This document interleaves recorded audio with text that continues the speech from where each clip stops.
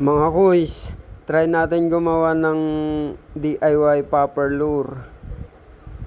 Ayan, sukatan ko muna siya. Aguhitan. Galing nga pala to sa handle ng map mga kuys, tong kahoy na to.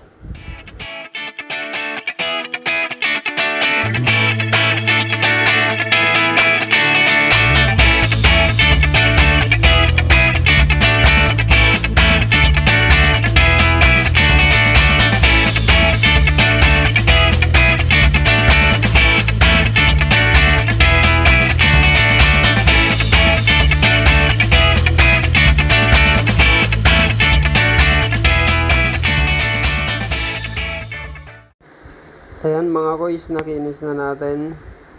So, ito na yung ano niya, finish. Ang gagawin natin ngayon ay bubutasan natin siya ng mano-mano. Hindi pala bubutasan, uukaan lang dito banda. Ukain natin yan gamit ang kutsilyo kasi wala tayong tools na pang butas dyan. So, mano-mano natin yan bubutasin.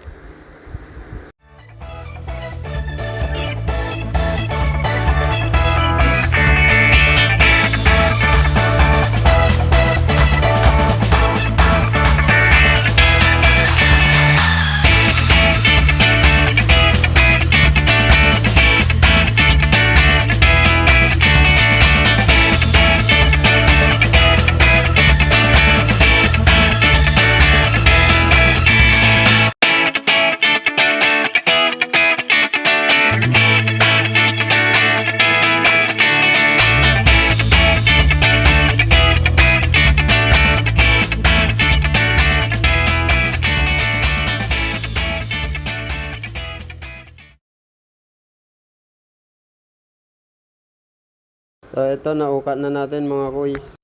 So, medyo naiitsura na siyang popper, no? Ayan siya, oh.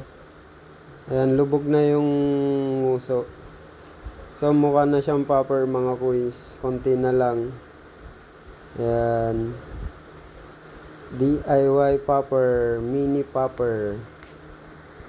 Tapos, hiniwaan ko lang siya mga kuys. Ayan. Kailangan sentro. Kasi dyan natin ikakabit yung kanyang wire. Ayan. Ay, alambre pala. Or stainless. Kung tawagin. Ito yon mga kuys.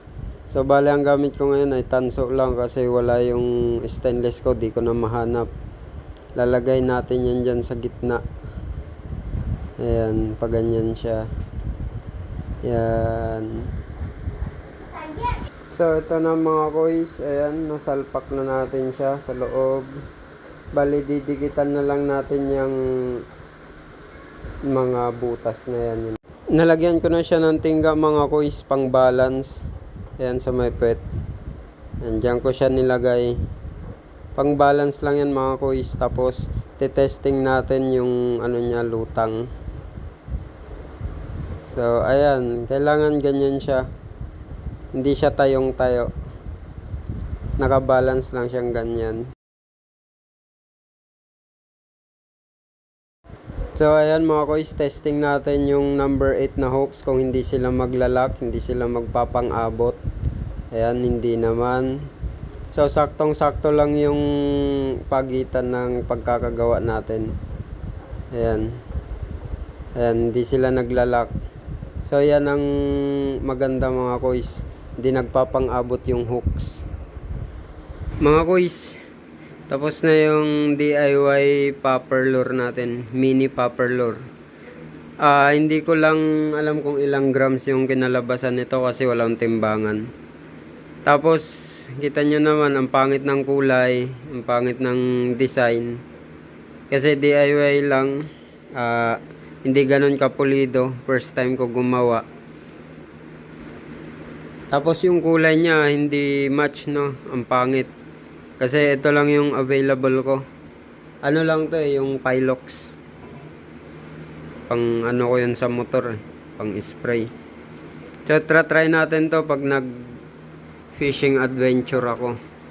Doon ko isasabit sa medium setup. So, testing natin to mga kois. Kung makahuli. Pag nakahuli to, gagawa ko ng pulido nito. Right?